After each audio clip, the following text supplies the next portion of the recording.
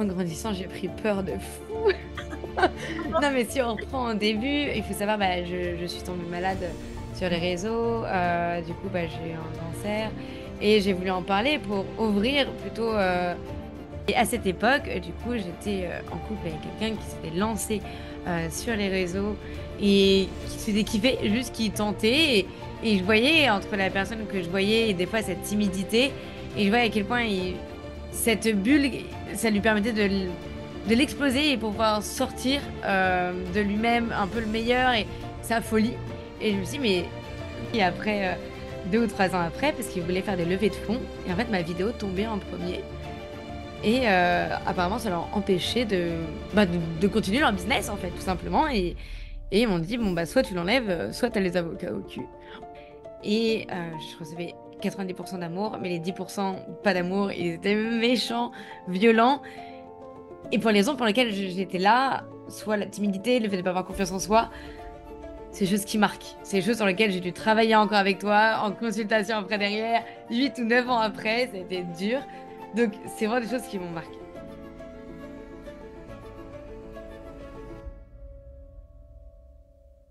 Bonjour Gwen, je suis trop Bonjour Linda. contente de t'avoir avec moi aujourd'hui Oh. parce qu'on va évoquer un sujet très important qui fait partie de l'intelligence émotionnelle, l'influence. Mhm. Euh, pour les gens qui ne te connaissent pas, mais à mon avis, il n'y en a pas beaucoup qui ne te connaissent pas, tu es Gwen, tu es sur les réseaux sociaux depuis combien de temps déjà? J'ai commencé, il me semble, en 2013. Voilà, donc ça fait beaucoup plus longtemps que moi, je crois. Voilà, donc écoute, j'avais très envie aujourd'hui qu'on échange toutes les deux pour plusieurs raisons. Déjà parce qu'il y a 3 ans, tu as intégré la, la gestion émotionnelle à l'époque où c'était encore le pilote. Mhm. Euh, à cette époque, je me souviens, on voulait recruter un peu des influenceuses aussi pour essayer de donner de la notoriété à la formation. À l'époque, on avait rencontré plusieurs personnes qui avaient accepté. Mais il y avait toujours eu le même problème, sauf chez toi, qui ne l'a jamais évoqué. C'est-à-dire que ces personnes, comme elles ont beaucoup de notoriété, beaucoup d'influence sur les réseaux, elles se voyaient pas trop être dans les groupes avec des gens lambda. Mhm. OK? Toi, en revanche, tu n'as jamais, mais même pas soulevé le sujet. Tu as Oui. demandé comment ça allait se passer, tu as dit, OK, génial, super, nouvelle aventure, tu es rentré dedans d'une façon très humble, très simple, sans aucun problème, tu t'es intégré au groupe, ça s'est bien passé, tu nous raconteras. Mhm. Et voilà, donc ça a été déjà une première étape. J'ai été surprise, je me suis dit, tiens, Gwen, elle s'est fondue dans la masse comme avec les gens lambda, normaux, on va dire, ou comme tout le monde. Ok, et puis on a continué à avancer. Puis par la suite, tu as fait des consultations plus personnelles avec moi. Mhm.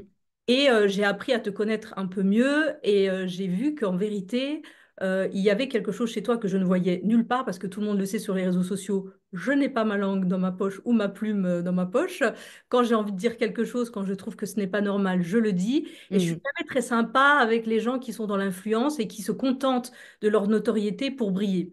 Euh, Mhm. Toi, tu m'as permis de mettre un peu d'eau dans mon vin puisque tu m'as montré autre chose. Tu m'as montré une vraie personne sincère qui reste elle-même, qui n'a aucune envie de manipuler qui que ce soit, qui veut au contraire se servir éventuellement de son influence, mais pour transmettre des bonnes idées, des bons principes, du cœur, de l'empathie, etc. Mhm. On va montrer quand même que l'influence, ce n'est pas que du bling-bling, voilà, pour se montrer ou être narcissique. Et en même temps, j'aimerais que tu partages ta propre expérience, Mhm. déjà de ton évolution personnelle, de tes émotions, de ton histoire. D'ailleurs, comment tu es arrivé dans l'influence? Qu'est-ce qui a fait que, voilà, on se retrouve avec une Gwen qui a des milliers de followers? Et ben, du coup, il y a en 2013, ça fait donc du coup 11 ans. C'est énorme, c'était au tout début. Les réseaux sociaux pour moi, c'était Dailymotion. Donc ça a daté, ça date. Je pense qu'il y en a même qui n'ont jamais grandi spécialement avec. Donc ça commence à dater. On était très peu et surtout que moi, j'en avais très peu entendu parler à l'époque. J'étais encore en études et j'étais surtout aussi en stage dans une branche qui est la vente. Et j'étais extrêmement mal à l'aise. dire. J'ai eu du mal à sortir de ma coquille, c'était très dur. Et à cette époque, du coup, j'étais en couple avec quelqu'un qui s'était lancé sur les réseaux et qui se faisait kiffer, juste qui tentait. Et je voyais entre la personne que je voyais et des fois cette timidité, et je voyais à quel point cette bulle, ça lui permettait de l'exploser et pour pouvoir sortir de lui-même un peu le meilleur et sa folie.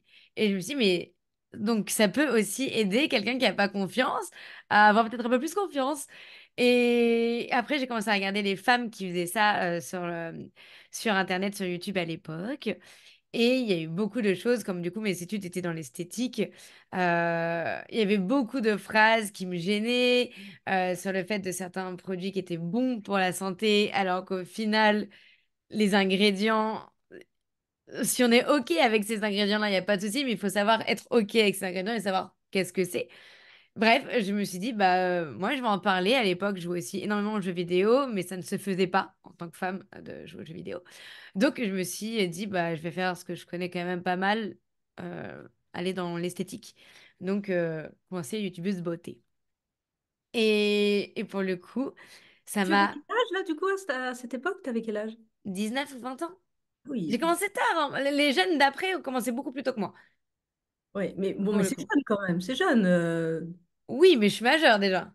Oui, voilà, oui, c'est sûr. Donc déjà, il y avait une vraie différence là-dessus parce qu'après, il y a une vague énorme de personnes mineures et on le sentait d'ailleurs que c'est pas du tout la même déjà. Et j'avoue que j'aurais aimé ne pas être la première ligne un peu et d'avoir un peu un recul sur l'avenir afin de peut-être pas faire les mêmes erreurs, en Oui. vrai de vrai. Avoir un certain recul sur la situation parce qu'il faut savoir qu'à l'époque, ce n'était pas du tout un métier. Je continuais toujours à travailler en vente à côté et je faisais ça sur mon temps libre pour m'amuser et pour essayer d'être de moins en moins timide, de parler à la caméra, de travailler un peu sur moi et de me dire, OK, là, je m'exprime pas très bien.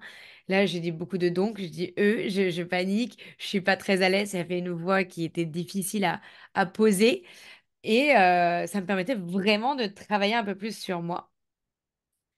C'était terrible parce que quand on n'a pas confiance, quand on fait un montage et qu'on s'entend en boucle, c'est terrible, vraiment. C'est horrible et on Tu se m'entends rend que compte les à quel point on se défauts, tu m'entends déteste que à les l'instant défauts. T. Ah non, Ouais. c'est dur. Mais j'ai continué parce que j'ai trouvé ça sympa. J'ai aussi les premières fois où on m'a parlé mal, les mauvais commentaires, donc je me suis vite rendu compte de l'ampleur que ça pouvait avoir aussi. Et ça, c'est quand même important parce que ça fait vite peur. Surtout, je trouve qu'à mon époque, j'avais cette notoriété-là très vite parce que j'étais quelqu'un de connu à l'époque, mais j'aurais peut-être une, euh, une montée plus douce, sans peut-être autant de haine parfois directement. Et je pense que ça m'a peut-être un peu plus protégée. J'avoue que j'ai l'impression d'avoir été un peu jetée directement dans le grand bain et je recevais 90% d'amour, mais les 10% pas d'amour, ils étaient méchants, violents. Et pour les raisons pour lesquelles j'étais là, soit la timidité, le fait de ne pas avoir confiance en soi, c'est des choses qui marquent. C'est des choses sur lesquelles j'ai dû travailler encore avec toi, en consultation après derrière, 8 ou 9 ans après, ça a été dur. Donc, c'est vraiment des choses qui m'ont marqué. Mais voilà pourquoi j'ai commencé. C'était vraiment un- une volonté de dire un peu la vérité. D'ailleurs, j'ai été blacklistée de beaucoup de marques à l'époque à cause de ça, avec lesquelles je n'ai jamais pu retravailler d'ailleurs plus de 10 ans après. Et une volonté de m'améliorer je dirais pas en vente, mais à mon travail, de moins subir en fait ce moment-là. Et ce qui m'a plutôt fortement aidée. Donc, Parce ce que tu es que en train de dire, c'est que parfois, le fait de rester authentique et de rester fidèle à tes principes et à tes valeurs te faisait perdre des partenariats, etc. C'est ça? ah, totalement. Bah, par exemple, j'en ai une à l'époque qui est une grosse marque de beauté. J'ai critiqué un de leurs produits que beaucoup mettaient en avant pour l'acné à l'époque. D'ailleurs, bah, normalement, quand on est dans certaines ventes, soit dans les autre de la pharmacie, on n'a pas le droit de parler d'acné. C'est de pas un problème à tendance acnéique, mais pas de l'acné. Et du coup, c'était beaucoup utilisé là-dessus. Et j'étais à base de, ben non, non, non, ça va pas aider votre acné ou ça va revenir directement après. Et en fait, ils m'ont écrit en disant, non, non, ça aide. Au final, je pense qu'aucun dermatologue à vie ne le proposera. Mais voilà, et du coup, ils m'ont écrit et je n'ai jamais pu retravailler avec eux. Mais ça m'est arrivé aussi il n'y a pas si longtemps, il y a encore 5 ans. J'avais fait toute une vidéo sur les culottes menstruelles, donc tout à mes frais. J'en avais testé plusieurs sur 1 an et demi, parce qu'il faut attendre à chaque fois quand même d'avoir ses menstruations. Et une marque dans le lot que je n'avais pas du tout aimée, que j'ai testé quand même plusieurs fois. Et j'ai eu le malheur de dire que pour moi, c'était celle qui était la plus, avec le terme qui n'est pas approprié, je l'avoue, merdique à l'épaule. Donc, ils n'ont pas trop aimé.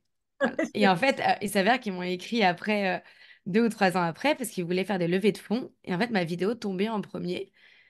Et apparemment, ça leur empêchait de continuer leur business, en fait, tout simplement. Et ils m'ont dit, bon, bah, soit tu l'enlèves, soit t'as les avocats au cul. Bon, bah, j'ai enlevé, hein, voilà, parce que Oui, bon, oui, non, c'est j'ai dingue. pas envie de perdre des milliers d'euros pour une cote menstruelle, en fait, ne mentons pas. Mais non, ça montre que, et j'en connais, hein, il y avait une influenceuse à l'époque qui avait dit du mal sur un produit, ça lui a suivi mais pendant des années aussi. C'est ça qui est très dur, c'est qu'on dit souvent que on dit que du bien des produits, qu'on fait que vendre, mais il faut savoir que quand on en dit du mal, on prend tarif aussi, mais par les marques et des avocats, donc c'est pas les mêmes.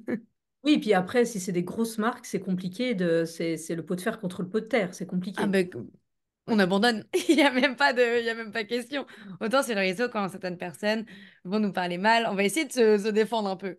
Quand c'est une grosse boîte, il faut savoir qu'on aura toujours tort et on n'aura jamais les moyens d'aller jusqu'au bout. Enfin, on peut Ouais, pas ouais, je parler de ça. comprends. C'est Mais pas ça possible. veut dire que, alors, enfin, on va toujours nuancer, mais ça veut dire que c'est souvent le cas lorsque des marques font appel à des influenceurs ou des influenceuses. Ça arrive souvent, en tout cas que dans la mesure où la marque n'est pas top top en termes d'éthique, qu'il y en a qui se taisent parce qu'ils se disent, bon, bah, mon intérêt c'est de gagner de l'argent, de toute façon, je ferai jamais le poids devant eux, donc je prends et puis c'est tout, quoi, en fait. Ah C'est bah un de toute façon, c'est sûr que moi, ça m'est arrivé il y a des années aussi de faire ce côté-là, d'avoir accepté un contrat, d'avoir vraiment testé et de voir que ça me convenait pas. Bah, le contrat, il est signé, bah, t'es là, genre, bah, c'était un de mes plus gros regrets de ma vie. Et je me suis dit, ok. Mais je crois que ça m'est arrivé, je sais pas, il y a eu 7 ans.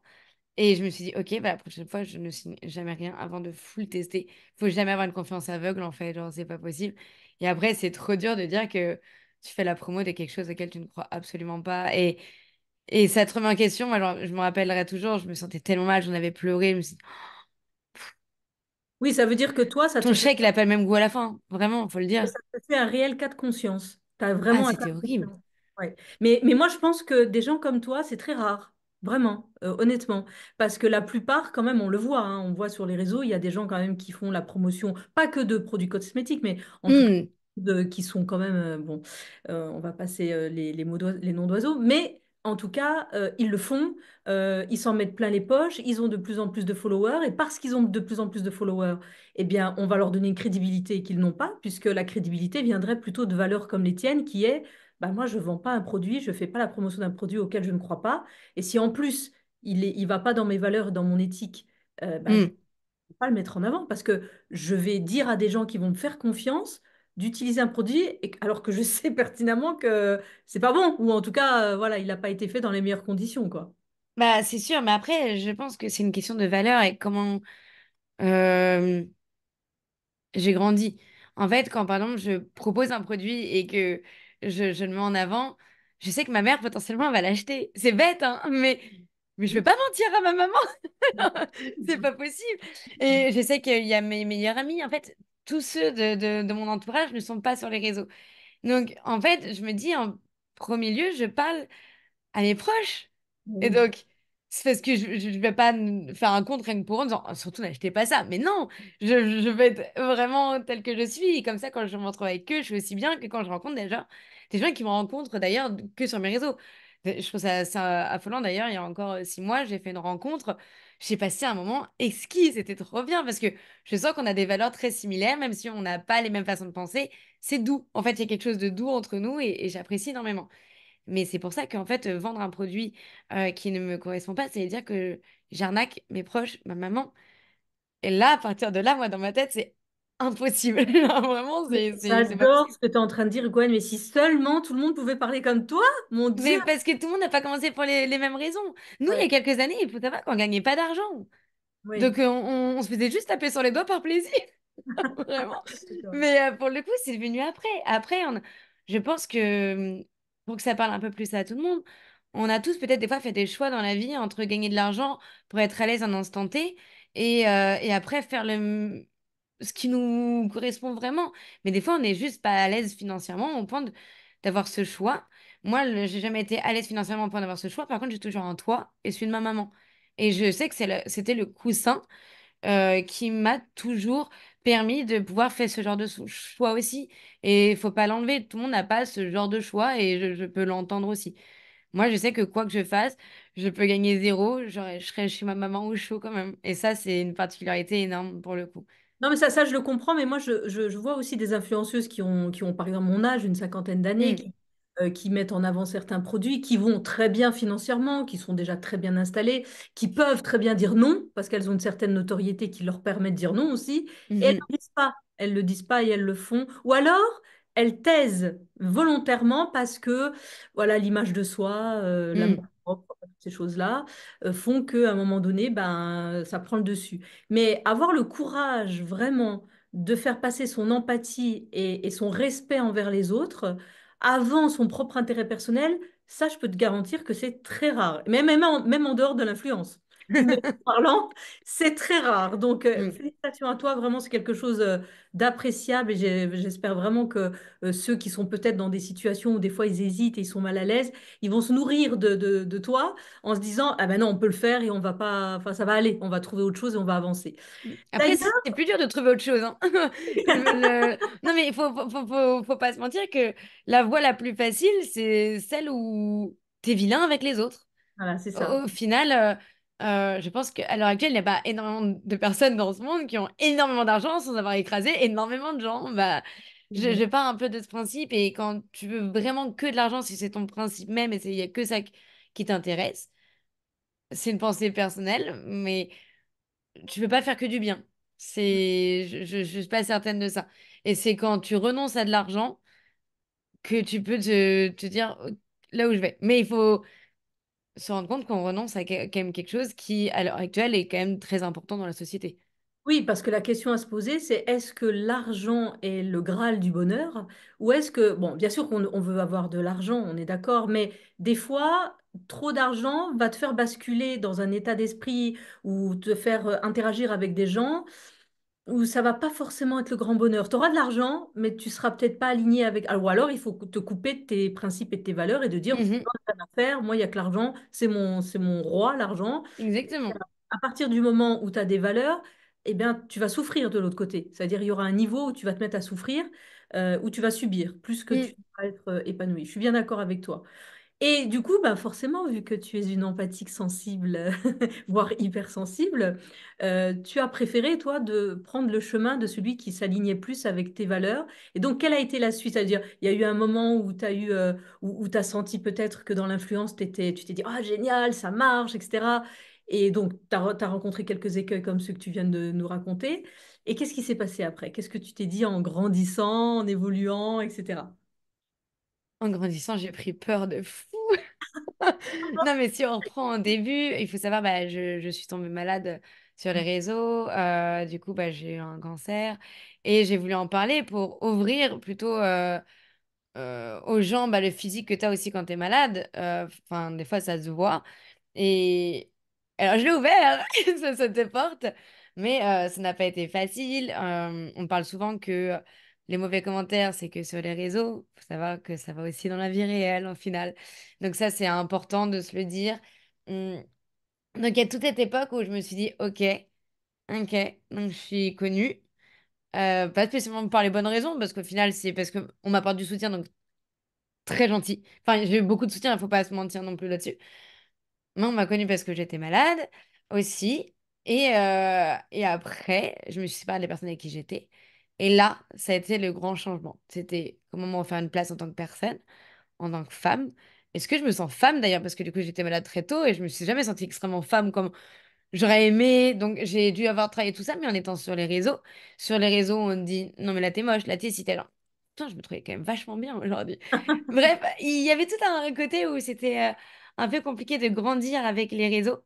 J'ai voulu la première fois me connecter sur des sites de rencontres. mauvais choix.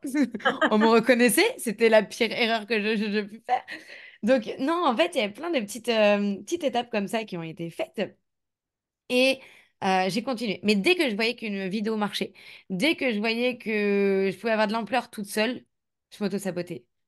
Pendant un mois, on ne voyait plus. Une vidéo faisait des vues, on ne voyait plus pendant un mois ou 2 mois. Ça te Facile. faisait peur, ça te faisait peur. Ça m'a terrifiée. Parce que Ok. moi, j'ai déjà connu les gens qui allaient au bas de ma fenêtre. J'ai déjà connu des gens sortant d'une opération, venus devant mon opération, peut-être avec ton haricot. Enfin, t'avais pas envie de ça, en fait. Et en fait, du coup, dès que j'avais encore ce petit... Alors que je pourrais jamais avoir l'ampleur qu'il avait, lui, à cette époque. Mais dès que je touchais mais un centième, je paniquais. Et Hmm. en fait, c'est là que je me suis rendu compte que bah, je pouvais pas déjà réussir dans ce milieu-là réellement comme on l'entend. Réussir vraiment comme on l'entend par la popularité. Je me suis dit, ok, bah, du coup, on va faire avec peu, entre guillemets, et on va faire ça bien avec peu de gens. Et donc, je me suis plus concentrée avec les personnes, en fait, qui me faisaient du bien. Donc, je me suis recentrée sur moi-même, mes valeurs. Et il y a beaucoup de gens qui sont partis au fur et à mesure, au fur et à mesure, au fur et à mesure, jusqu'à avoir un petit noyau pour moi plus doux, plus sympa. Pour qu'au final, en fait, il y a 5 ans, j'ai tout arrêté. J'ai fait mon entreprise pour retrouver un travail conventionnel, une première fois en vente, que j'ai adoré. Parce que ça m'a permis d'être à nouveau Gwen la vendeuse, pas Gwen Lex, ou etc. Donc c'était très important. Mon ego a été reboosté. Et Ce puis qui tu m'a t'es réapproprié ta propre identité Ah ben seule. totalement. Je, J'étais très bonne dans mon travail, je faisais mes chiffres tout le temps, donc ça veut dire que j'étais bonne aussi. Enfin, c'est-à-dire que quand j'étais toute seule et on me mettait pas avec quelqu'un, j'étais bonne en tant que personne à moi toute seule. Donc c'est ce qui m'a permis il y a 3 ans, tout quitter et tout recommencer à nouveau sur les réseaux sociaux. C'est une boucle, hein, vraiment, c'est un peu terrible. Et parce que la vente, c'est bien, mais au final, il y a le côté valeur. Je vends des produits, même si ça fait plaisir à la personne. Tu travailles pour une entreprise qui n'est pas toujours totalement clean tout le temps, etc. Tu sens que des fois, genre, le bien-être du client n'est pas le premier comme on l'appelle.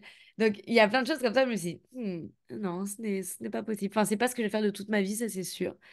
Donc j'ai repris les réseaux avec plus d'authenticité encore, parce que maintenant j'avais plus évolué. Et d'ailleurs, c'est là où à peu près on s'est rencontrés. C'est quand j'ai commencé à me relancer totalement sur les réseaux. D'où le fait que, par exemple, aussi, quand on me proposait certaines choses où il n'y avait pas d'influenceur, moi, Enfin, c'est ma vie, en fait, de rencontrer des gens qui ne sont pas de l'influence. Donc, je vais pas me demander pourquoi il n'y a pas d'autres gens comme moi. Bah, si, bah, du coup, il y a que des gens comme moi sur cette terre, en fait. Donc, ça va très bien. Donc, c'est vrai que je me pose pas ces questions parce que c'est mon quotidien. Donc, ça me vient même pas à l'esprit. Je dirais même que ça me vient à l'esprit plus quand on m'invite sur quelque chose vers l'influence. Et là, je demande il y a qui. Parce que du coup, je ne veux pas être avec n'importe qui. Ce Hmm. sera plus ça, pour le coup. Bizarrement. Je m'inquiète plus des gens connus que des gens, on va dire, que lambda, pas comme moi, parce que moi, je me trouve comme une personne lambda, en fait, pour mes proches ou quoi. Et donc là, je l'ai fait pendant 3 ans, et après beaucoup de travail sur moi, avec toi, beaucoup de pleurs, beaucoup de questionnements, et je me suis aperçue qu'il y a plein de choses que j'aimais faire de ma vie, il y a plein de choses que je me suis aperçue que c'est bien de le faire en tant que passion, mais pas en tant que profession aussi. Et dernièrement, là, je me suis totalement lancée la nouvelle aventure de reprendre les études en alternance à 30 ans. Bravo, Voilà. c'est très bien. C'est un peu ce cheminement de vie. Bon, j'ai fait quand même quelque chose de rapide, parce que là, j'ai l'impression d'avoir déjà beaucoup trop parlé à mon goût. Mais pour le coup, c'était toute cette histoire-là avec des hauts et des bas, beaucoup de questionnements de A à Z. J'ai travaillé énormément aussi pour un endroit à Bordeaux pour des vide dressing, pour apporter de l'argent aux personnes malades de cancer. Enfin, ça m'a jamais quitté. Donc c'est pour ça qu'aujourd'hui, je me relance dans les études pour enfin, venir secrétaire médicale dans le médico-social, parce que c'est quelque chose qui m'importe énormément, en fait, de me retrouver avec les gens, de me sentir utile. Et moi, je l'ai vécu à quel point ces personnes sont tellement utiles aussi bien pour le corps médical que pour les patients. Et je me suis dit que je voulais faire partie de cette utilité, en fait, un peu. Oui, Vraiment plus. tu veux servir les autres, prendre soin des autres et en faire un métier qui a du sens pour toi. Donc, Ouais. notamment, soin. De toute façon, on ne fait pas du soin par hasard. Il faut avoir de l'empathie pour être dans le soin quand même, hein. vouloir beaucoup d'argent. Mais du coup, faut pas être secrétaire médical. Ça va pas avec non plus. Vraiment. Très bien, donc ça veut dire quand même, alors tu as dit beaucoup de choses, mais tu les as survolées avec beaucoup d'humilité et de modestie, mais tu as quand même dit des choses très importantes, notamment que tu as traversé une période où tu as été malade, avec une maladie que tu as surmontée, aujourd'hui tu es guéri, ça va beaucoup mieux, et ça c'est quand même pas anodin. Parce que tu es jeune, tu avais cette influence d'un côté, tu avais cette pression de l'autre, tu avais cette maladie en toi. Enfin, c'est très, très, très courageux. Tu le dis avec beaucoup d'humilité, mais bon, moi j'appuie quand même sur le fait que c'est quand même très courageux et je pense que ça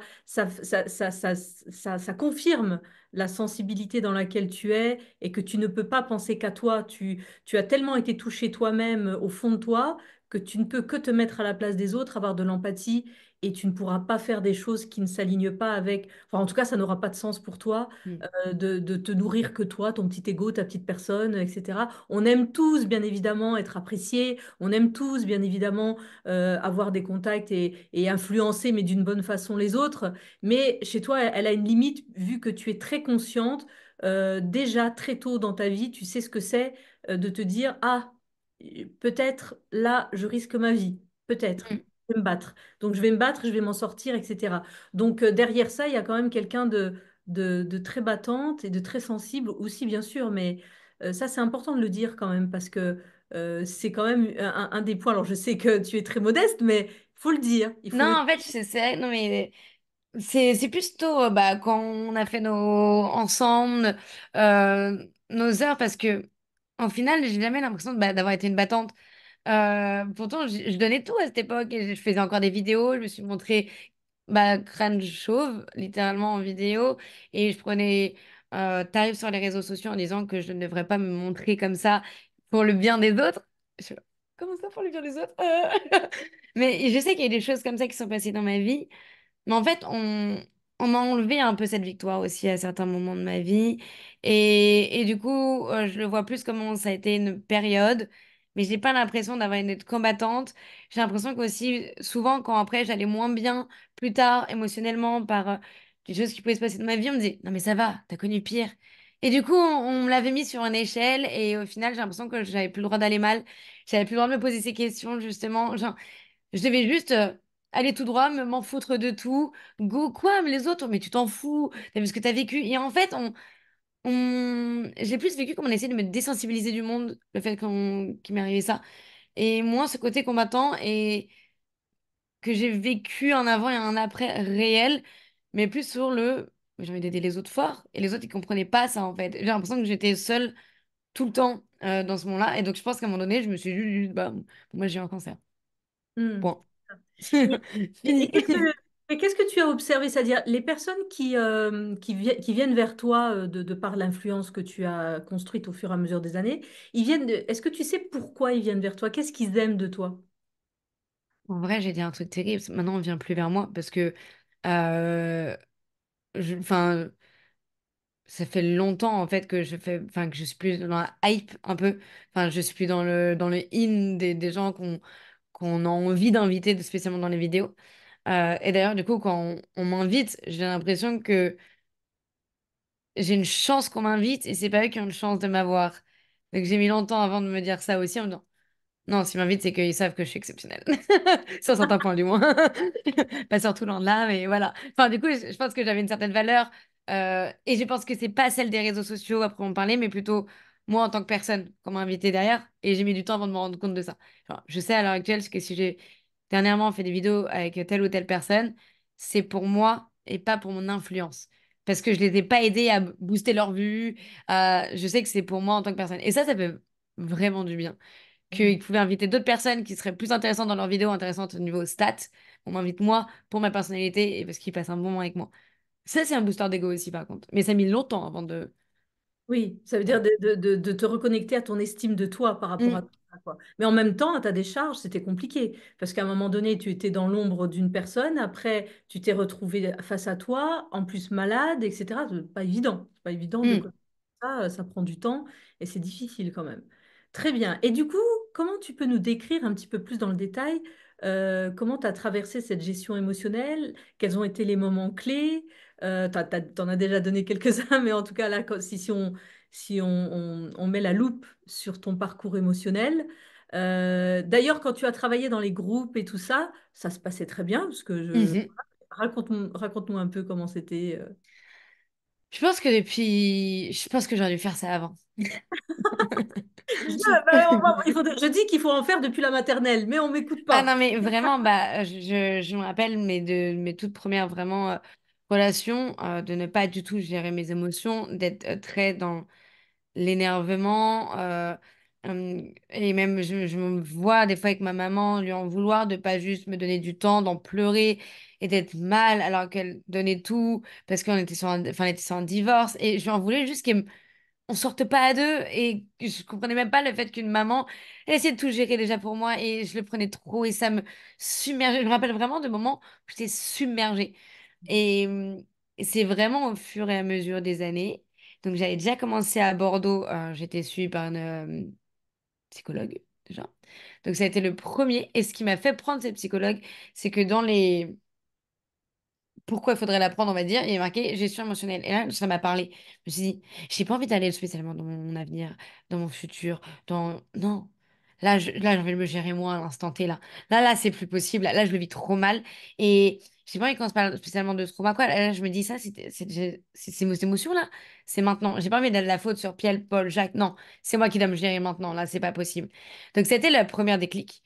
Et ce qui m'a fait d'ailleurs le premier déclic d'arrêter après un peu YouTube, etc. Mais c'était le premier déclic. J'ai repris après YouTube 3 ans après.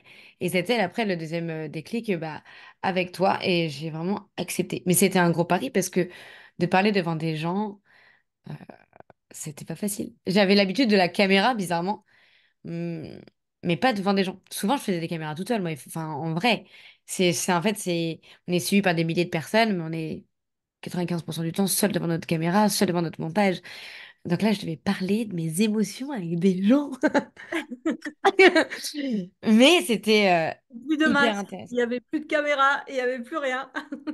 Et je me suis rendu compte que, en plus, ça me perturbait énormément parce que j'étais dans un groupe, je pense que c'était un peu voulu, où j'ai jamais aimé normalement les gens qui disaient qu'ils avaient de l'ambition. Ça me terrifiait. Les gens qui me disaient qu'ils avaient de l'ambition, pour moi, c'est des gens qui voulaient écraser d'autres personnes. Et dans ce groupe-là, il y avait plein de femmes qui avaient de l'ambition, mais qui étaient adorables. Et je fais, mais quoi, ça existe l'ambition, mais en ayant des valeurs. Et en fait, ça m'a appris aussi énormément à déconstruire certaines choses, comme ça, de parler avec elle, j'en ai appris énormément. Et je me suis rendu compte que j'avais de l'ambition, mais juste que, pardon, mon ambition était toujours en fait de me lever le matin en me disant que je suis bien avec qui je suis. Donc en fait, c'est une sorte d'ambition. C'est juste que je n'avais pas les mêmes ambitions que certaines personnes de vouloir, je ne sais pas, avoir des millions. J'avais juste pas les ambitions qu'on pensait que c'était que celles-ci qu'on pouvait avoir. Donc il y avait ce côté-là. Ça m'a permis aussi de parler énormément de mes émotions. Aussi, des fois, je me rappelle, on lançait des zooms. J'avais déjà envie de pleurer, c'était terrible. Là, je me suis dit, oh là là là là, faut que je chaîne de conversation. Et au final, on était toutes comme ça, à se tirer vers le haut, parce que je dis toutes parce j'étais dans un groupe et il n'y avait pas d'hommes.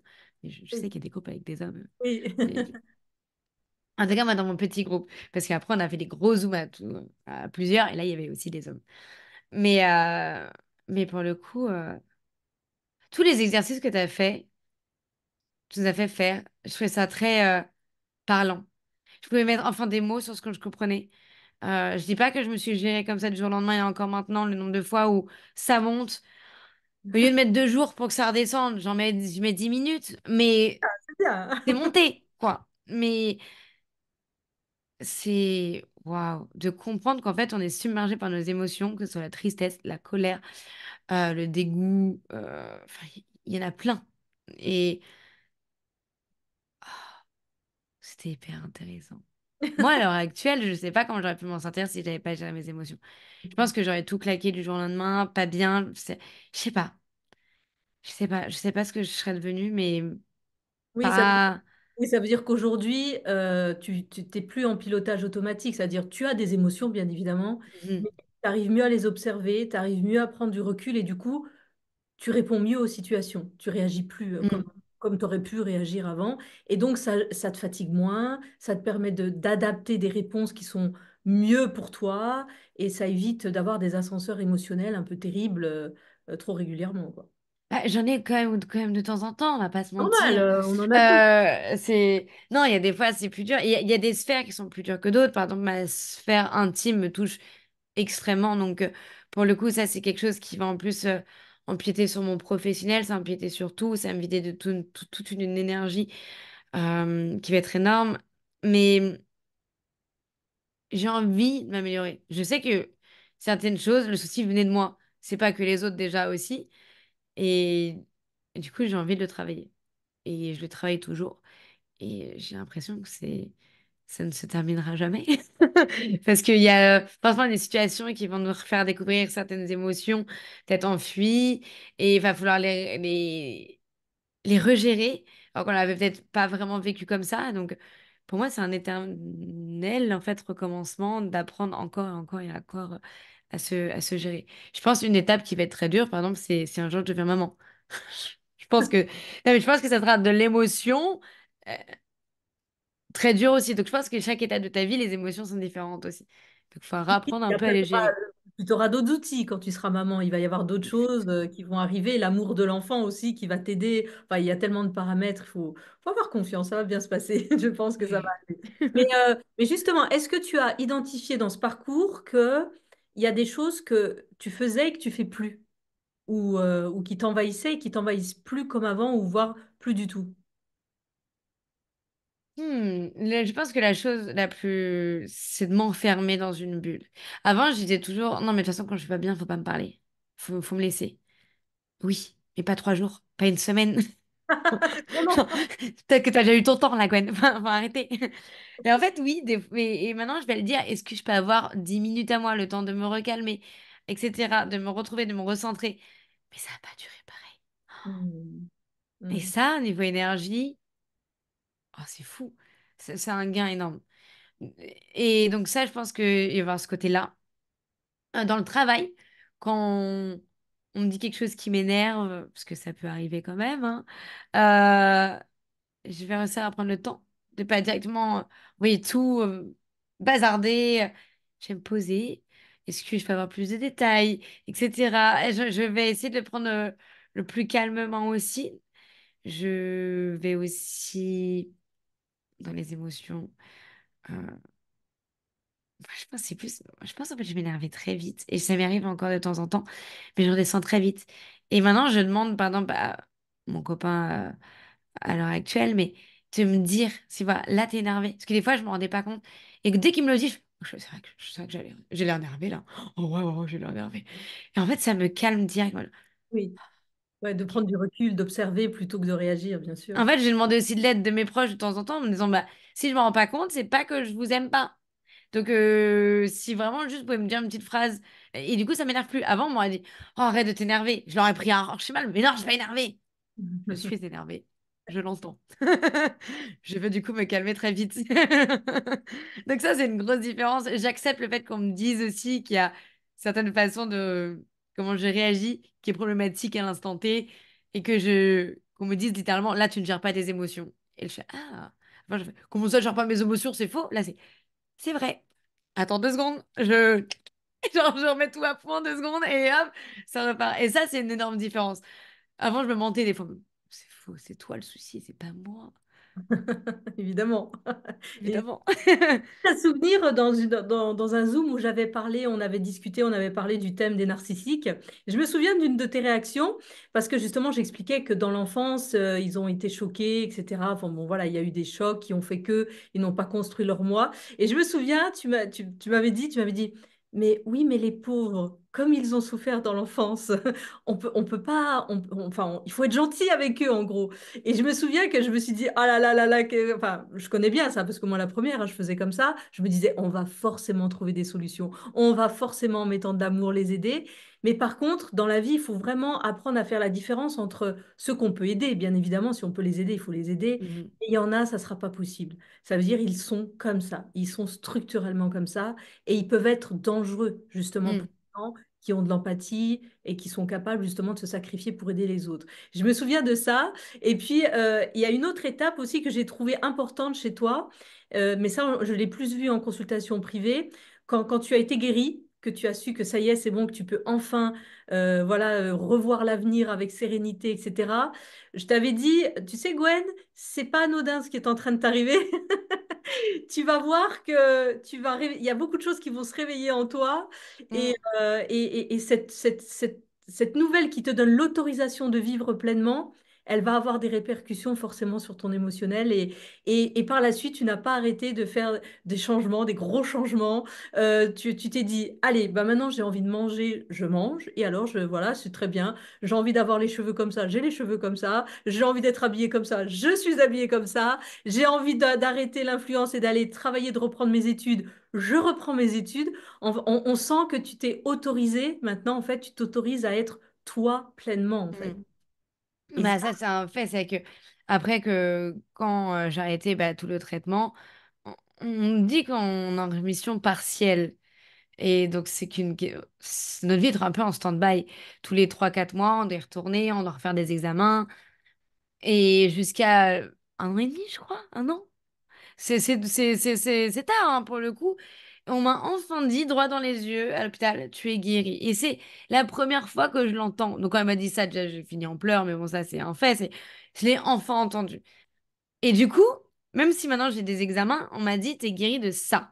Donc si jamais il y a autre chose, tu pars sur la même base que n'importe qui. J'ai à nouveau la même chance que n'importe qui de faire cette vie. Et à partir de là, en fait, ça a été un énorme changement. J'acceptais plus les choses qui m'énervaient de la part des gens. Je le disais, j'arrivais de plus en plus à prendre possession, genre de moi, de l'environnement, dire, là, ça me plaît pas ce qui se passe, j'arrive à le dire. Et même si j'arrive pas à le dire directement, ça va pas tarder. Je le digère, mais ça sera dit. Je sens que maintenant, les choses qui me tiennent à cœur, qui m'ont dérangé, je le dirai à un moment donné. J'ai plus envie de laisser ça passer. J'ai plus envie que toi, tu grandisses en te disant, eh, vas-y, je peux faire ça à tout le monde. Non. Parlons un peu de temps en temps. Je fais ça quand c'est mes proches, c'est avec les personnes que je vois souvent. Quand c'est quelqu'un que je ne vais plus jamais revoir de ma vie, son éducation, elle le fait ailleurs. C'est pas à moi de le faire. Mais pour le coup, c'est plus le côté de mes proches. Quand il y a quelque chose qui pourrait me gêner, maintenant, j'arrive à le dire mieux, sans m'énerver, sans me dire qu'ils sont contre moi, parce que j'ai l'impression que souvent tout le monde était contre moi. Donc il y avait plein de choses comme ça. Le fait que j'ai cette chance, bah oui, j'ai l'impression de plus rien risquer. Je vais dire un truc, mais j'ai l'impression d'être un peu invincible. Je suis guérie. oui, c'est Je ça. voulais que Alors, et donc du coup, que ce soit dans mon contenu, je me suis mis à...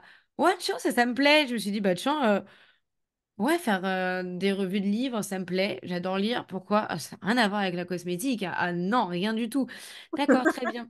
Bah, je vais le faire, il n'y a pas de souci. De toute façon, si les gens ne comprennent pas parce que j'aime trop de trucs, bah tant pis. De toute façon, j'ai pas envie de me spécialiser. Genre, j'en fais.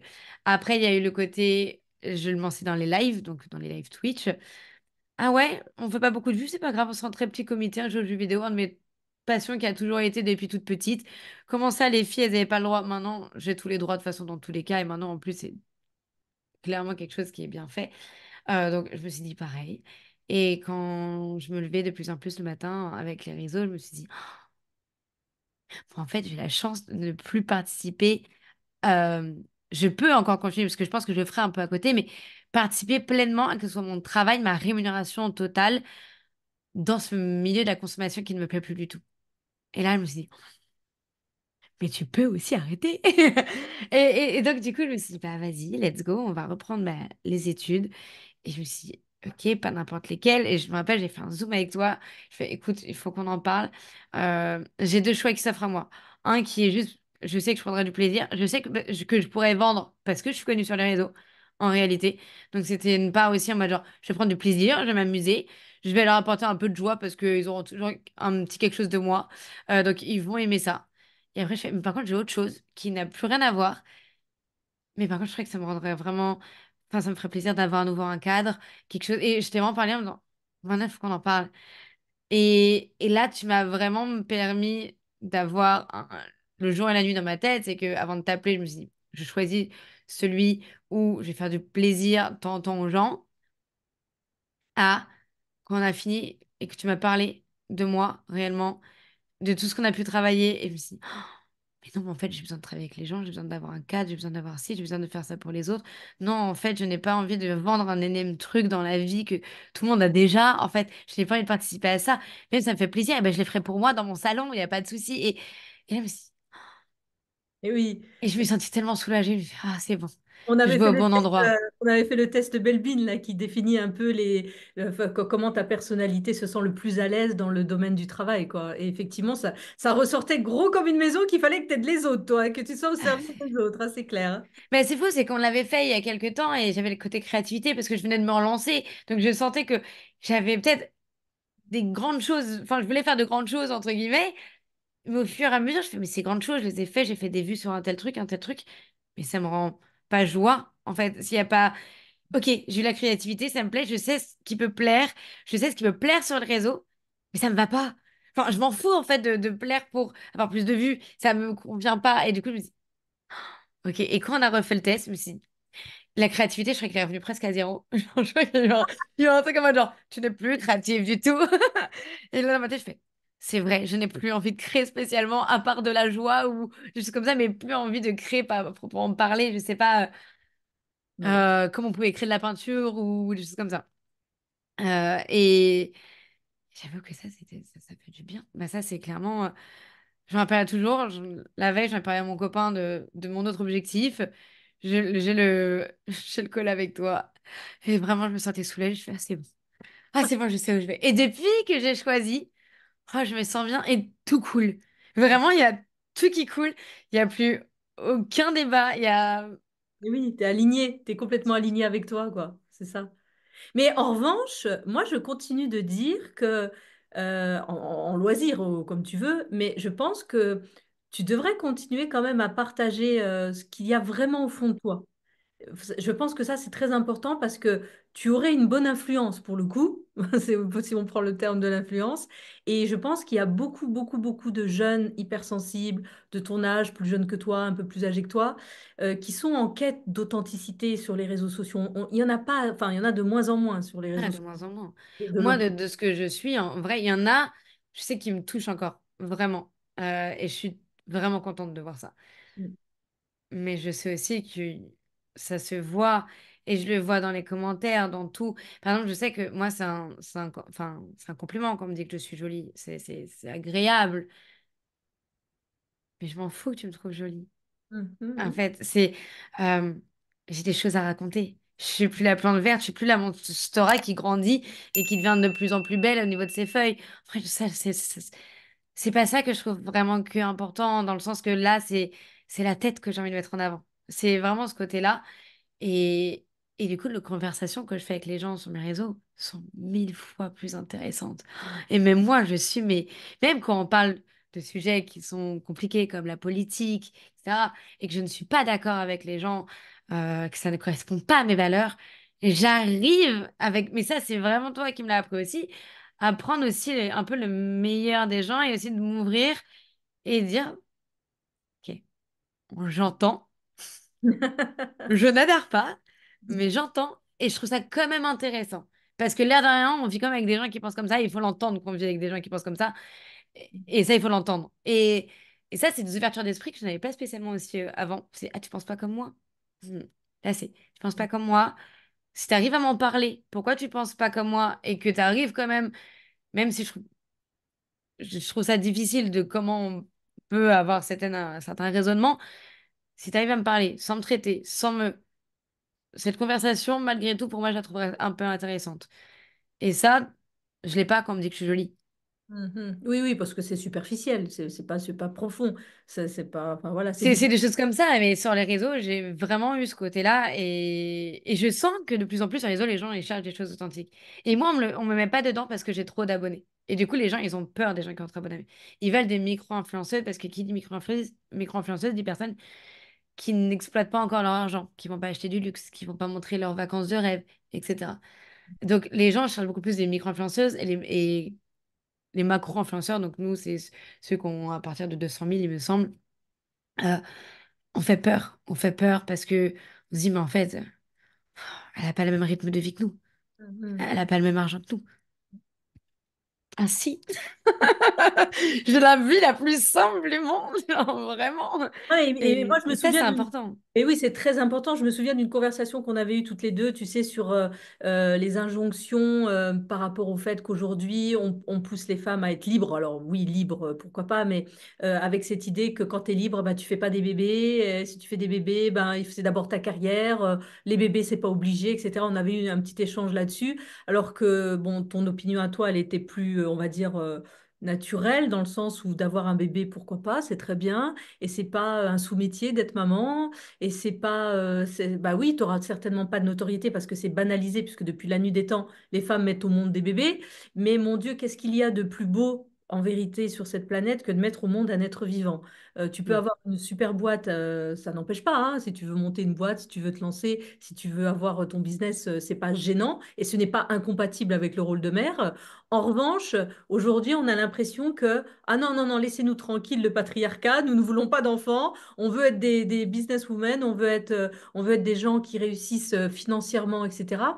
Et on veut être libre. Mais je ne connais pas plus de... Enfin, pour moi, mes grands-mères ou les grands-mères d'avant ou nos parents, nos mamans, c'était les femmes les plus libres du monde parce qu'elles avaient le choix de faire ce qu'elles veulent avec leur corps. Si elles avaient envie d'en avoir un, elles en avaient un. Si elles avaient envie d'en avoir 15, elles en avaient 15. Et Mm. et à la fin, en fait, qu'est-ce qui reste de tout ce qu'on a construit en termes professionnels, du temps qu'on a donné à son patron, du stress, une inhibition de son émotionnel? Il y a beaucoup de sacrifices quand même. C'est-à-dire, je ne dis pas qu'il ne faut pas travailler, je ne dis pas qu'il ne faut pas s'épanouir, mais il y a énormément de sacrifices quand on se tourne vers l'argent. On en parlait tout à Mm. l'heure. Alors que quand tu te sacrifies pour ton enfant, entre guillemets, c'est-à-dire que tu lui donnes du temps, de l'énergie, de la patience, mais tu en fais un être humain qui va œuvrer sur cette planète encore après toi. Donc, Mm. c'est quelque chose, c'est un investissement qui ne s'arrêtera jamais tant que ta Mm. descendance continuera. Donc, à un moment donné, voilà, deux poids, deux mesures. Il faut, après, chacun trouve son équilibre. Mais aujourd'hui, les jeunes ont peur bah, les garçons de s'engager et de devenir papa et les femmes de devenir mère parce que c'est plus à la mode, on dirait. Alors, je dirais que bah, moi, je sais que je fais la partie de la génération. On dit, il y a plein de choses sur Internet en ce moment. Ce qui dit, c'est les années 90. Les années 90, apparemment, c'est entre 90 et 2000, c'est les années des personnes qui sont le moins mariées, avec le moins d'enfants, etc. Alors que les 2000 reprennent plus. Et ceux d'avant, non. Beaucoup. Enfin, il y a toujours, il y a aussi ceux qui ne peuvent pas. Donc, je dis ça en gros, une grosse généralité, toujours. Mais pour le coup, l'année 90, on a vraiment ce côté-là. On a vu nos mamans, des fois, peut-être divorcer, être pas bien au niveau financier. Moi, c'est le cas de ma maman. Et donc, tu grandis en te disant, bah, moi, je veux pas que ça m'arrive. Mm, Et mm, pour ça, il faut que je sois autonome. Tellement autonome que je dois tout gérer moi-même. Mais quand tu veux tout gérer toi-même, avoir un enfant, c'est-à-dire mettre la fin de ta boîte, parce que c'est dur, ou alors, entre guillemets, prêter, je sais pas trop le terme, enfin, garder ton enfant à quelqu'un d'autre. Sauf que plus je vieillis, plus j'en parlais à mes amis. Et là, ça commence on commence tous à se dire, putain, mais si un jour on a des enfants, j'ai pas envie que quelqu'un d'autre le garde tout le temps. Enfin, mm. c'est parce que j'ai envie. Enfin, j'ai même pas envie de faire ça à mon chien. Enfin, alors mon enfant, mais je pense que je peux pas. Et j'entends totalement qu'on ne veuille pas d'enfants. Ça, c'est un fait. Parce que je pense on se sent beaucoup moins protégé sur plein de choses aussi, que le monde est de plus en plus cher maintenant aussi. Donc, je peux totalement comprendre ça. Maintenant, C'est une conséquence d'une société qui ne favorise pas la sécurisation et la valorisation des êtres mais humains. bien sûr que non. Les couples ne tiennent pas.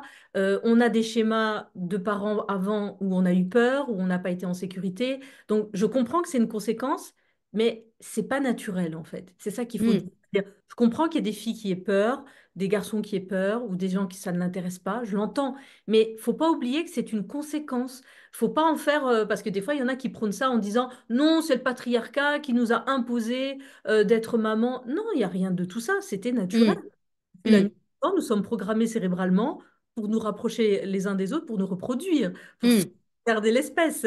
Donc, c'est dans le reptilien de notre cerveau. hmm, Mais ça, ce que tu décris, tu as complètement raison, c'est une conséquence, justement, d'une société qui s'éclate. Mais c'est pas naturel. Donc, il hmm. faut pas oublier que faire quelque chose qui n'est pas naturel, se persuader que c'est naturel, C'est ça qui va créer de l'aliénation et de la folie, en fait, dans l'esprit. Bah, c'est hyper dur. Enfin, moi, je sais que, par exemple, les hommes, par exemple, avec qui, par contre, je parle, avec qui euh, veulent tous être papa. Mm. Eh oui. Et moi, je trouve ça fou parce que moi, bizarrement, par contre, j'ai encore. Et quand je parle aux femmes, c'est. Ah, je pense pas encore. Ah non, non, non. Ou Elles ont alors pas- maintenant, c'est vraiment qui ont le même âge que moi. Là, je parle de. Parce qu'ils ont un tout petit peu, ils ont 25, 26. Moi, quand enfin, là, j'ai 30 ans. Maintenant, je commence avec mes amis. On commence à vouloir un peu avoir envie. Mais il y a quelques années, on n'avait vraiment pas envie. Et moi, je disais toujours à ma maman, il y a encore 5 ans, maman, tu ne seras pas grand-mère. Faut que tu l'acceptes. Déjà parce que bah, comme je suis malade, je trouve que peut-être la voie naturelle va être que très compliquée. C'est un combat que je trouve un peu dur aussi à amener. Et je pense que quand on a une perte ou quoi, ça doit être terrible. Et c'est des choses où je pense que je ne voulais pas spécialement me lancer là-dedans aussi. Bref, j'avais prévenu ma maman qu'elle ne sera jamais grand-mère. Plus je vieillis, plus je me dis que je sais pas si elle sera grand-mère, mais il y a peut-être possibilité. Et donc je vois que j'évolue parce que je me sens aussi à l'heure actuelle plus protégée, aussi bien de moi. Par exemple, maintenant, je fais des choix de carrière aussi où j'y pense. Par exemple, là, de travailler dans le médical, ce n'est pas anodin non plus. C'est un choix qui me permettra d'être peut-être protégée sur d'autres points. Donc, on reste en France, donc il faut y penser un petit peu aussi. Et c'est plein de choses comme ça où, en fait, au lieu de vouloir être la plus grande businessman, enfin, woman ou quoi, j'ai envie de créer la plus grande protection. Et ça, c'est la grosse différence en fait que j'ai vue. Avant, je voulais protéger plus. Là, enfin, je voulais avoir plus d'argent pour me dire, là, je veux un cadre. Parce que l'argent, c'est important, mais je pense que le cadre encore plus. Et je pense que c'est ce qui m'a manqué, moi, quand j'étais petite. J'avais pas beaucoup d'argent et ça m'a jamais gênée. J'en ai jamais voulu à ma maman ou quoi. Par contre, le fait le couple explose, qu'il y ait plein de... Ça plus. Donc en fait, c'est plus le cadre, la personne avec qui on est. En fait, c'est bien choisir l'homme avec qui on est. Je pense que c'est ça le plus gros changement. Et à partir du moment où tu t'es senti en sécurité dans ton couple, à partir Mm. du moment où tu t'es senti en sécurité dans tes choix et tu t'es senti valorisé en disant bah, j'ai le droit de vivre en fait, j'ai le droit d'être là, j'ai le droit de d'avancer, de me projeter, d'oser regarder l'avenir, à partir de ce moment-là, tu as eu envie de donner la vie. C'est-à-dire, alors pas forcément d'être enceinte demain, Non, mais non. ça, c'est revenu dans ton... En fait, tu t'es reconnecté à ta part naturelle, qui est bah, j'ai envie d'aimer, j'ai envie d'être aimé.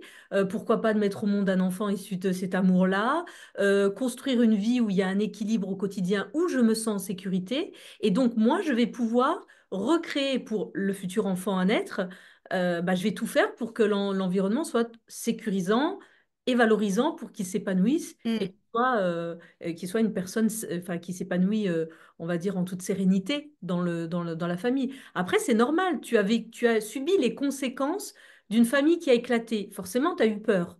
Et donc, forcément, tu t'es éloigné de tout ce qui pouvait te replonger dans quelque chose qui t'a fait très peur. Et puis, finalement, en grandissant, en apprenant, en maturant, en travaillant sur toi, bah, tu t'es reconnecté à ta vraie nature qui est d'avoir envie de vivre et de donner la vie. C'est naturel, en fait, à Bah, la ce qui base. a vraiment changé, c'est que j'ai arrêté la contraception hormonale aussi. Et là, tu découvres que ton corps a un besoin. Et ça, pour moi, c'est la plus grosse claque parce qu'au final, on... là, c'est le corps qui le demande. Enfin, la période d'ovulation, c'est une période genre, mais qu'est-ce qui se passe en fait? Vraiment, ça. Et là, tu sens que c'est waouh, ok. Donc le corps en a besoin de se reproduire en fait. Enfin, c'est pas juste une petite libido de temps en temps ou quoi, c'est un besoin à la même période, chaque mois.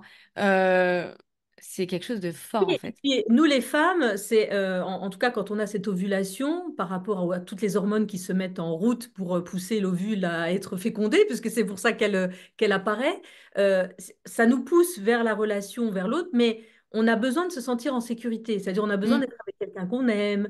C'est pas juste une pulsion sexuelle. Ah On a non, mais puis, enfin, on sait se retenir. Oui, voilà, c'est très différent. Voilà, on est moins pulsionnel de ce côté-là, mais en tout cas, on a besoin de ressentir de l'affection, de la tendresse, de l'écoute, ce que les hommes des fois trouvent, mais qu'est-ce qu'elle veut, qu'est-ce qu'elle a, mais qu'est-ce qu'elle veut, qu'est-ce qu'elle demande, etc.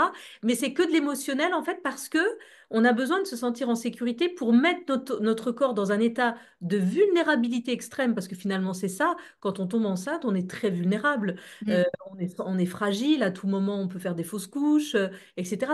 C'est un moment qui est très particulier et donc on doit être entouré, pas uniquement de son chéri, bien sûr le chéri il est important dans l'histoire et il fait partie de l'équation, mais d'être entouré de sa famille qui est la mm, première communauté déjà proche, puis après des amis, et puis pourquoi pas d'aller visiter une amie qui a déjà accouché, une autre qui est comme moi enceinte, et d'échanger sur toutes ces angoisses qu'on peut avoir, parce qu'on a tous peur, on se dit, ah, est-ce que ça va bien se passer, est-ce que je vais pas avoir trop mal, etc. Mais tout ça pour dire que aujourd'hui, tout est éclaté. Chacun est devenu très individuel et donc ça laisse pas la place à un terrain émotionnel pour envisager ça. Donc le vrai problème, c'est pas de faire des bébés ou de pas faire des bébés. Le vrai problème, c'est la façon dont la société, elle a éclaté les cellules de sécurité et de valorisation, mm, les communautés que nous pouvions avoir, notre famille, nos cousins, notre village, notre école, etc. Avant, tu parles des années 90. Moi, j'ai mon petit frère qui est des années 90. Moi, j'avais 15 ans déjà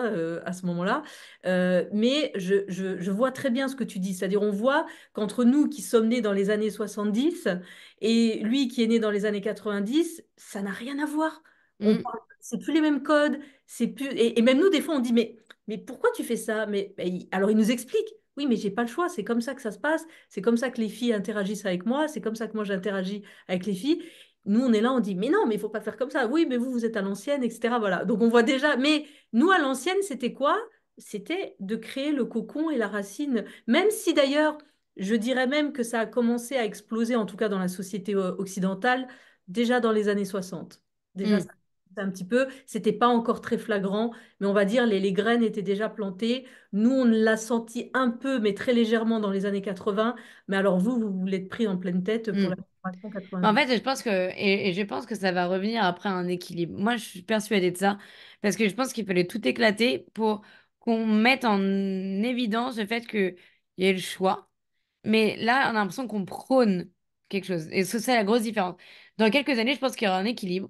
Les femmes qui ne voudront pas d'enfants n'en feront pas. Et je pense qu'elles seront quand même heureuses. Il y aura pas, mais il n'y aura pas le côté prôné. Et surtout qu'il n'y aura pas le deux teams. On sera juste ensemble. Et si tu ne veux pas d'enfants, je t'aimerais autant en tant que femme. Et en fait, c'est ça. C'est que je pense qu'il y a tout qui a éclaté pour qu'au final, on va se retrouver en mode on est libre de nos choix et on va retrouver en fait un rythme qui va être propre sans enfin, devoir mener des combats plutôt que de savoir qu'est-ce qu'on veut. Tout à fait. Et il y a tout un côté comme ça où je pense que ça va vraiment beaucoup plus se lisser et je pense qu'on va plus aimer les uns les autres et parce qu'il y aura plus cette rage de est-ce que je peux choisir? Est-ce que je Oui, peux faire ce que je veux de ma vie? Et ça. en fait, il y a eu ce côté-là, en fait, dans les années 90, c'est qu'on a vu nos mamans prendre qui n'ont pas choisi leur métier, qui n'ont pas choisi. Et en fait, nous, on arrive en mode, enfin, maintenant, je veux choisir, je veux tout choisir. Et donc, je vais me montrer à quel point, moi, ce que je fais, comme je choisis, c'est trop bien, c'est le meilleur truc qu'il faut faire. Non, moi, c'est trop bien. Et en fait, au lieu de créer un nouveau bloc, pour l'instant, on s'est tous dispersés.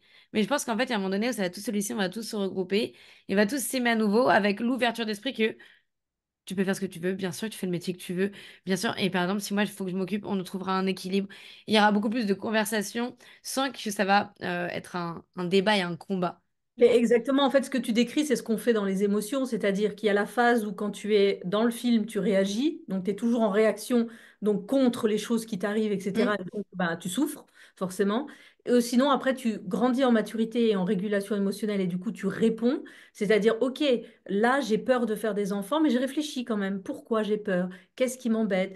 Quelles sont les vraies raisons? Donc, tu travailles sur toi et tu t'aperçois que finalement, non, c'est pas d'avoir un enfant qui te fait peur, c'est de pas réussir à l'assumer, par exemple. Ou mhm, la peur de te retrouver seule avec l'enfant et de lui faire vivre ce que peut-être les chocs que toi tu as subis quand tu étais plus jeune, etc. Et tu t'aperçois que en fait tu es en réaction à des chocs, une société. Et le but, c'est pas ça, c'est comme tu dis, c'est de se réunir, chacun il a son histoire, on respecte tout le monde, on n'est pas là pour juger les gens, Et si tu ne veux pas avoir d'enfant, d'accord, mais dis-moi pourquoi. Ah, oui, non, mais le patriarcat. Non, ne me dis pas ça. Dis-moi que tu as peur, toi, parce que tu ne te sens pas, parce que ton histoire fait que c'est difficile pour toi. Mm. Ne me parle pas du patriarcat, même si c'est peut-être vrai que le patriarcat est Bien sûr. influent. Je ne dis pas le Mais contraire. parle-moi, par exemple, je sais qu'il y en a beaucoup et c'est un sujet, bah, la société dans laquelle on vit. Et je pourrais comprendre qu'on ait peur pour des futurs enfants. Enfin, il y a plein de choses sur lesquelles je pense que ça peut faire peur. Et ça, je l'entends, mais vraiment. Et donc, et pour moi, ne pas vouloir spécialement peut-être mettre cette petite pierre à l'édifice et de pas être sûr d'avoir les épaules pour l'amener vers le droit chemin, c'est une raison presque sensée aussi, au final, de ne pas vouloir faire du mal à un enfant. Parce que si on n'arrive pas du tout à le gérer, on a tous connu, on parlait des narcissiques tout à l'heure, mais quand ils sont vraiment pas voulus et pas aimés, c'est peut-être pas le meilleur chemin de donner non plus. Bien Donc il y sûr. a tout un équilibre en fait qui doit être créé quand on le veut vraiment, que ce soit réfléchi. Et c'est vrai que maintenant, je pense qu'on il n'y a plus le côté, comme tu dis, naturel. Il y a de la réflexion derrière, ça c'est sûr, à 3000% d'abord. Et après, on essaye de trouver l'équilibre Mais entre complètement. la tête, le cœur, les envies, le corps. C'est Mais ça. pour le coup, je pense que, ouais, là, c'est la société, t'as l'impression que dès que tu veux être dans les clous d'avant, c'est toi le souci. Eh oui. Eh oui. Et c'est pas ça, c'est qu'on peut être ce qu'on veut. Et il n'y a pas de souci. Si par Oui. exemple, demain, il y a une femme qui veut être mère au foyer et qu'elle est pleinement heureuse, qu'elle en a parlé à son mari de comment se protéger au cas où, financièrement, etc., justement, pour pas que ça arrive à nos mamans, maintenant on est au courant de tout ce qui peut se passer et que le mari comprend que c'est un vrai travail d'être à la maison, le fait d'être maman, c'est un travail à temps plein, vraiment.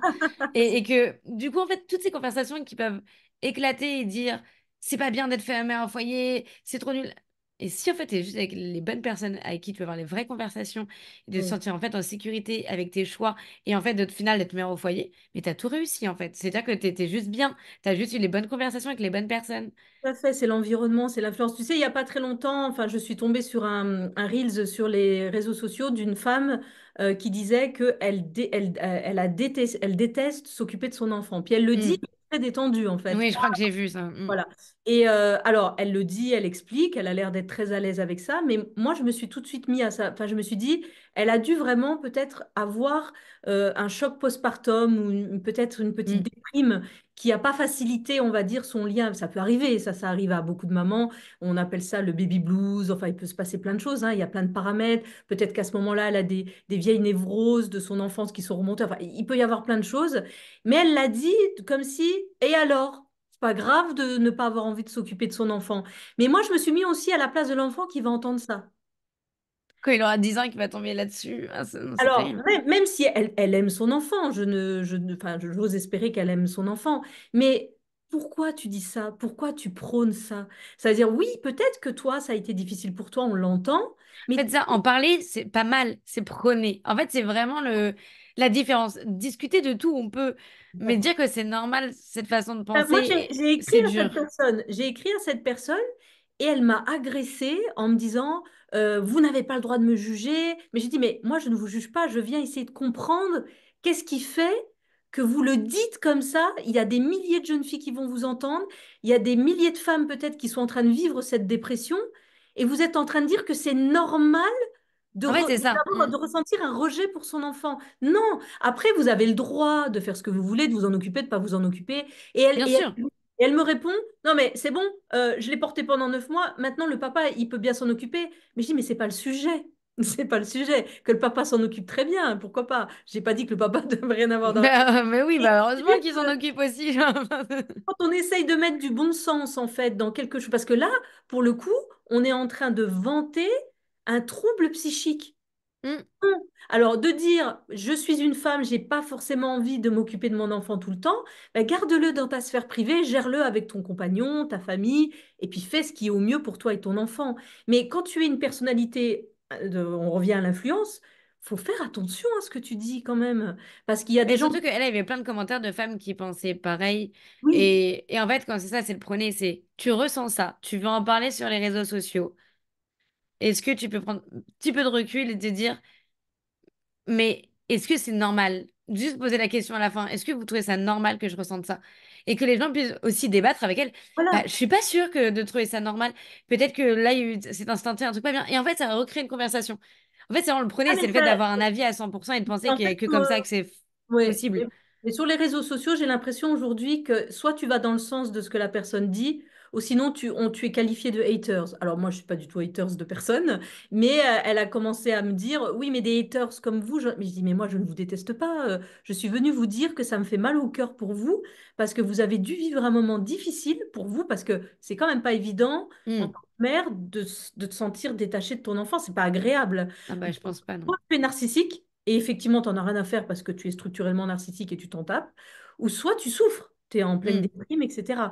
Donc je dis, mais est-ce que vous avez pensé aux jeunes filles qui peut-être sont en détresse, qui viennent peut-être de mettre au monde un enfant qui souffre comme vous et qui du coup se disent, ah bah tiens, si elle dit que c'est normal, ah bah hop, c'est bon. Hmm. Non, Oui, de non, travailler peut-être sur elle, sur quelque chose, de demander de l'aide, demandez quelque de chose l'aide. comme ça, au final. Hmm. Voilà, d'avoir conscience qu'il y a peut-être un problème. Et ce problème, il n'est pas grave. Il y a plein de femmes qui ont des dépressions postpartum, ça peut arriver, ou alors que c'est plus profond que ça, etc. Mais sous prétexte que cette personne, elle a une notoriété et qu'elle a justement une réussite professionnelle, en tout cas affichée, eh bien, on banalise ce qu'elle est en train de dire. Et moi, m'hérisse le poil parce que c'est couper les femmes de leur vivant, de leur nature, de prendre soin du vivant. On est composé comme ça chimiquement, même au niveau cérébral. On est là pour prendre soin du vivant. C'est plus fort que nous, Hmm. c'est comme ça. Donc, qu'on le fasse avec notre bébé, qu'on le fasse avec notre chéri, qu'on le fasse parce qu'on fait un métier pour soigner les autres, c'est en nous, en fait. C'est comme ça. Donc, si on arrive à atteindre les femmes, je trouve, je dis pas que c'est pas grave d'atteindre les hommes, mais d'atteindre les femmes, c'est ce qu'il y a de plus grave parce que c'est Hmm. celles qui portent la vie. Et si on commence à narcissiser les femmes, mon Dieu, quelle horreur. C'est Hmm. terrible. Enfin, moi, en tout cas, Mais c'est vrai que sur les réseaux, bah, il y a une femme très très connue des réseaux qui a eu un enfant, non, je crois que ça fait 5 ans, quelque chose comme ça, qui faisait entreprise sur entreprise, qui a excellé dans tout ce qu'elle lançait, elle faisait ça vraiment bien. Elle est tombée malade et après, bah, du coup, elle a revendu toutes ses boîtes du jour au lendemain. Et en fait, elle a dit, mais en fait, j'ai envie de m'occuper de mon enfant. Enfin, c'est le premier truc. Et on voit elle était du coup tout le temps avec. Avant, elle mettait en avant son entreprise, ses entreprises. Maintenant, elle met en avant sa famille. Et je pense que ça lui a remis en fait un peu pas les mais pendules à l'heure, je dirais pas ça comme ça, mais alors, les valeurs plus importantes. la recentrer avec elle-même. En fait, si tu la coupes, parce que quand t'es malade aussi, t'es un peu coupé de tout ce que les gens peuvent te dire des fois ou quoi. Je pense qu'elle a fait une petite... Elle a vu sa famille et elle a dit, mais en fait, c'est ça le plus important. Si là, il m'arrive quelque chose demain, mon entreprise, en fait, peut-être que je m'en fous. Par contre, ma famille, là, qui est devant moi, là, ah non, Il faut avoir des ça, c'est enfants. quelque chose. Donc ça, c'est des choses aussi qui se passent dans la vie. Donc, par exemple, cette dame qui parle sur les réseaux, enfin, sur les réseaux qu'elle n'aime pas le fait d'être maman à cet instant T, c'est dur parce que peut-être qu'en fait, elle ne se rend pas compte que c'est pas trop normal de ne pas aimer ça, dans le sens que ça veut dire que peut-être que tu te sens pas bien, peut-être pas protégé, peut-être que en fait, au final, ton entreprise, c'est qu'on t'en demande trop. En fait, enfin, il y a plein de choses en fait sur lesquelles et t'es là, genre, en fait, peut-être dans 5 ans, tu te rendras compte que c'est ta plus grande merveille en fait. Mais Je- complètement, Et oui. que par contre, du coup, quand tu t'en rendras peut-être compte, et ben t'auras dit sur les réseaux que t'as vraiment pas aimé, hein. Ah, Là, tu vas non, dire, ah là là. enfin, ce qui est quand même dramatique, c'est de banaliser ça parce que l'enfant, un jour, il entendra peut-être ce Reels de sa maman. Bon, j'espère qu'il sera armé psychologiquement et qu'il ça ira parce que on va dire, c'est un témoignage de rejet. Mm. Bah, ça Et peut, bah, à l'époque où quand on avait une fille, on était dégoûté parce que ça coûtait plus cher que d'avoir un garçon, quoi. Et oui. tout le monde était au courant que t'as une fille, dès que tu pouvais un peu parler et un peu comprendre, tu sentais que t'étais pas voulu parce qu'une fille, c'est chiant. Et donc, du coup, bah, genre, vraiment, on entendait ça tout petit. Genre, j'ai l'impression que moi-même, je l'ai entendu de ma grand-mère, le fait que juste ma mère m'ait eu. Oui, Oh, c'était ça va, non? Je suis trop bien, qu'est-ce que t'as là? Mais donc, du coup, il y a toujours ce côté-là aussi où s'excitait à chaque génération mais de promouvoir le fait qu'on n'aime pas notre enfant des fois. Et t'es là, genre, mais non, non, faut pas, faut pas, faut pas dire ça, Et genre, ça fait doux. à l'époque, ils s'en vantaient pas. Aujourd'hui, je trouve que tu vois, par exemple, sur LinkedIn, un réseau qui est un petit peu plus business, Mhm, à chaque fois que je vois les commentaires des gens, tout le monde se congratule. Il y a personne qui contredit personne. Alors, contredire mhm, gentiment, de dire, ah tiens, moi j'ai un autre avis, moi je le pense plutôt pour enrichir en fait l'échange. mhm. Non, non, tout le monde est d'accord avec tout le monde. Tout le monde, oh formidable ce que tu as dit, je pensais la même chose ce matin, génial. Et à chaque fois que je le voyais, je me disais, mais c'est moi qui ai que des gens qui s'entendent bien, ou c'est... Et puis j'ai commencé à les regarder un peu partout, je me dis, ah non, non, c'est vraiment une mode. C'est devenu... Et les gens se font des petites réponses. juste pour dire, je te mets un like et je te mets un petit truc parce que comme ça booste ton algorithme. Hmm. Et mais quel ennui! Mais Mais ça, quel... c'est hyper important et je crois que c'est dans le livre de bah, celui qui a acheté X là. C'est hyper important parce que du coup, c'est l'essence même des réseaux sociaux. C'est fait pour être comme ça. C'est fait pour que tu sois dans ta bulle. Pour Ouais. que tu te rendes compte que tu as l'impression que les gens pensent que comme toi et que tu es bien et que du coup, tu as la science infuse et que tu es le plus intelligent et le plus intéressant et que c'est toi. Par contre, on s'en rend compte que par exemple, par les élections, etc., que là, tu te rends compte en mode comment ça, les gens pensent pas pareil que moi? Comment ça, ma bulle, elle est éclatée? Enfin, je comprends pas, tout le monde ne pense pas Ah, pareil que moi mince parce que moi, on me dit ça alors! depuis des années que tout le Ouais. monde pense pareil que moi. Et là, en fait, on se reprend une claque dans la gueule en mode Ah ouais, il tout le monde y a pense pas d'autres comme gens. moi. Et ça, c'est hyper impressionnant parce que du coup, l'algorithme est fait comme ça pour te montrer que ce que tu as envie de voir. Eh Donc, oui. à partir de là, par exemple, même sur un autre réseau qui est TikTok, quand les commentaires peuvent être un peu trop méchants, ils sont masqués tout en bas. J'ai découvert il n'y a même pas longtemps. Pour dire que même moi, je ne les avais pas vus, alors que je suis sur les réseaux, que les messages qui peuvent être plus durs peut-être, alors que je suis, ils sont mal amenés ou des trucs comme ça, sont cachés. Je ne peux pas les voir. Donc, c'est-à-dire qu'on me fait un premier tri de ce que je ne dois pas voir. Oui, tout à fait. Non, mais c'est Et terrible. donc, en fait, ça, c'est l'essence même des réseaux, c'est que c'est pour qu'on te donne tellement confiance que tu restes dans ta bulle et que tu restes dedans. Déjà notre cerveau, il a un système, parce que notre cerveau, il n'est pas là pour nous faire faire ce qu'on a envie de faire, il est là pour nous maintenir en vie. Et donc, Hmm, dans les pensées, il va faire en sorte que quand tu expérimentes quelque chose dans ta réalité, le chemin pour que ça arrive dans ta tête, ce soit le plus facile et celui hmm, où tu fais le moins d'efforts possible. Donc déjà, on a ça déjà un peu dans notre cerveau. Et il faut faire attention, parce que justement, il faut être capable de voir la différence, capable d'entendre la différence, mhm, faire la part des choses avec ce qui est toxique, ce qui ne l'est pas, et de faire des choix. Mais il faut être confronté régulièrement à la différence pour éviter justement à ton système cérébral de s'endormir sur tes certitudes, pour hmm, t'enrichir, pour apprendre, pour grandir, pour évoluer. Et là, tu te dis, bon, déjà, il y a mon cerveau qui est à l'intérieur, la matrice, elle est déjà à l'intérieur, et en plus, le réseau social, il fait en sorte que je suis confrontée qu'à ce qui, oh super, ah tout le monde dit que je suis super, etc. Alors, je dis pas, bien évidemment, que ça fait plaisir quand les gens valident ce qu'on hmm, pense. Mais c'est toujours intéressant de se confronter à la différence parce que c'est là que tu vois comment ça t'énerve, comment ton niveau de tolérance, est-ce que tu... Et le problème, c'est qu'aujourd'hui, comme tu l'as dit tout à l'heure, quand on manque de maturité, on a tendance à se dire, ah, tu penses pas comme moi, alors dégage. hmm, Je vais même pas essayer de comprendre où est-ce que... Aujourd'hui, en fait, on a l'impression que si on n'est pas d'accord avec quelqu'un, on l'agresse. Mais hmm. on n'a même plus le droit de ne... En gros, on veut devenir... Enfin, on veut que tout le monde soit, enfin, soit conformiste, quoi. Qu'on rentre dans le conformisme Non, total. mais totalement. Non, ça me fait rire parce que la dernière fois, j'ai mis un avis politique de ce qui se passait en ce moment et quelqu'un m'a écrit en m'insultant littéralement et en essayant de lui montrer par A plus B que tu peux ne pas être d'accord et ça je l'entends, mais de m'insulter par contre ça reste quelque chose de pas normal dans tous les cas. Enfin, c'est pas une conversation. Je fais, mais je ferai pareil avec ma famille et les amis. C'est pour ça qu'on sera jamais amis. Mais donc du coup, vas-y. Et j'essaie de l'expliquer. Et à un moment donné, il a dit, mais de toute façon, tu m'as agressé puisque tu m'as dit que j'avais tort. Ah, et voilà. Et là, j'étais là, bah non, c'est pas grave. Il y en a un, pardon, qui m'a juste avant m'a dit, ah j'espère que ça se passera pas comme ça, comme toi tu le dis, parce que. Et là, il m'a écrit un pavé bien écrit, bien et tout. Je fais, intéressant. Je le Ouais. garde. Mais oui. Je l'ai pas envoyé chier, lui. Pourquoi? Parce qu'on m'a juste bien parlé et on m'a amené juste une conversation que malgré tout, même si c'est pas celle à laquelle je pense en premier, c'est pas spécialement. J'entends que ça peut être intéressant. Et c'est même important de se dire que. Parce que trop, genre, mais on va pas s'en sortir parce que trop de gens pensent pas comme nous.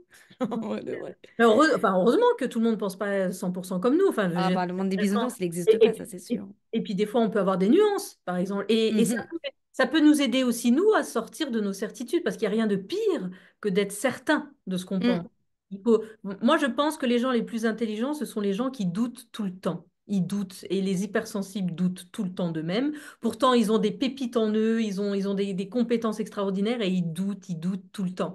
Moi, je préfère interagir avec quelqu'un qui doute que quelqu'un qui est certain de ce qu'il est, de ce qu'il pense, et de toujours affirmer la même chose, c'est d'un ennui incommensurable. Et ces gens-là me font peur parce que ce sont des gens qui, pour moi, ce sont des gens peureux, Mm. parce qu'ils veulent avoir raison. Donc, en ayant raison, ils calment leur peur, alors que les gens qui doutent, ils n'ont pas peur d'avoir peur, justement. Et ceux-là, ils m'intéressent. Et ceux-là, j'ai envie d'échanger avec eux. Et ceux-là, j'ai... Voilà. Donc, tu en fais partie, Mais Gwen. c'est drôle, mais c'est pour ça, parce que moi, il y a pas longtemps, je crois que c'est toi qui m'as dit, t'as un esprit de contradiction. En bref, t'es chiante.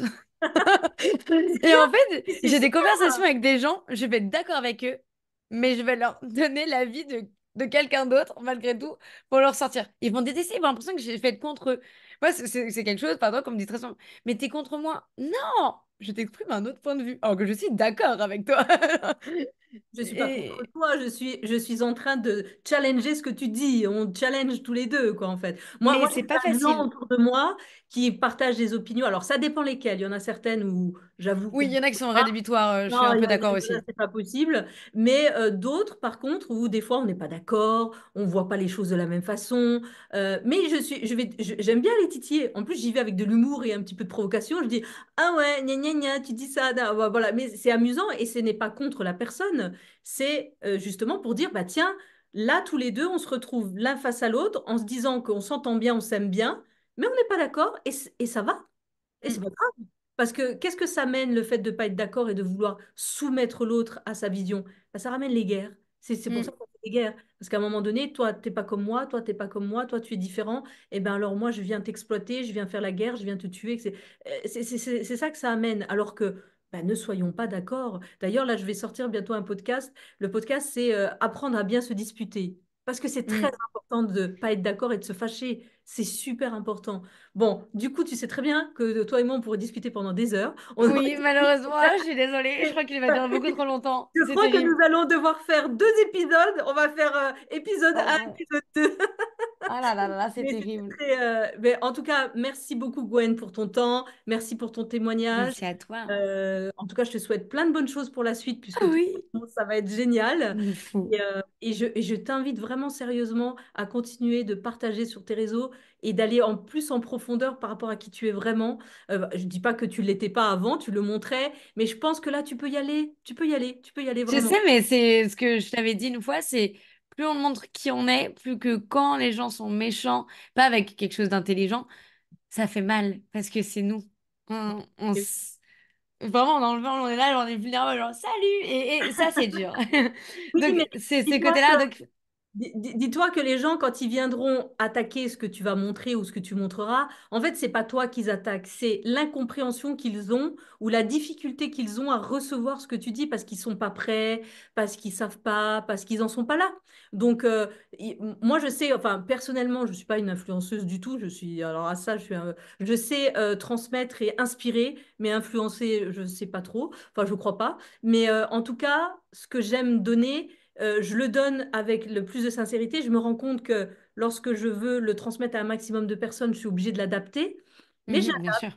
mais par contre, je refuse de le travestir. Ça, je veux pas. Mm, Voilà. Et je n'ai pas de haters. Jamais personne qui est venu m'agresser ou quoi que ce soit. Je pense que j'ai pas assez de notoriété pour ça. Mais mm, tant mieux, parce que le but, c'est pas la notoriété, c'est le message. Moi, c'est plus mm, le message qui m'intéresse, mais qui soit porté par plein de gens. En fait, ce qui m'intéresse, c'est que tout le monde le porte et que tout le monde le diffuse à sa façon, avec sa couleur, avec sa sensibilité. Mais c'est le même, on dit tous la même chose.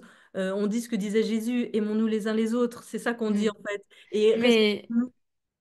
non, pardon, excuse-moi de te couper pour ça. C'est que quand que tu dis, par exemple, que tu donnes, bah, je sais qu'il y a quelques années, tu en avais déjà parlé de Sophie, mon amour, donc un livre. Oui, oui. Et je me sentais pas prête. J'avais fait lu la quatrième de couverture, je fais non. Et la dernière fois, je suis tombée dessus, et j'ai relu la quatrième de couverture, je fais mais grand oui. Et je l'ai lu, et à la fin, mais vraiment, j'étais qu'amour, vraiment. Et ça me, pas juste me réconforter, ça me dit, ok. Et l'amour, en fait, c'est vraiment important. C'est pas que dans ma tête. C'est c'est quelque chose, en fait, vraiment. Et pourtant, il y a plein de sujets, je pense, qui peuvent porter à débat dedans. Mm. Et pourtant, tu sens qu'il y a un point commun, et c'est quand même l'amour. Et c'est alors, Et je oui, vois, je le, vois. le mot de la fin qui est merveilleux, si on termine avec ce mot-là toutes les deux, c'est parfait. On est bien Écoute, alignées. Donc, merci encore, Gwen, et merci à toi. ben, à bientôt, on continue. Oui, désolée pour l'1 heure et demie, 2 heures là, c'est terrible. J'en ai brillé à la fin de la vidéo quand même.